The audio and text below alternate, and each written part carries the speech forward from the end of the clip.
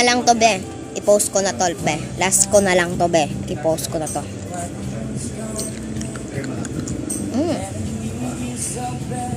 X. Ano ko yan, be? Ang tae. Inukno ko. Sabad sa inyo. Post ko na to. Ang ina. Uy! Liwat, bes. Kahangan po. I-post ko na to, be. Isa pa. Please, nagbangko po ako. At nagpilas po ako dito. At naglakad kami dito din. Pilas po ako, nagpungko ako. And nagay dom kabe. Okay na, isa pa. Nagpainting po ako. Nag-zombie po ako. Nagmoney po ako.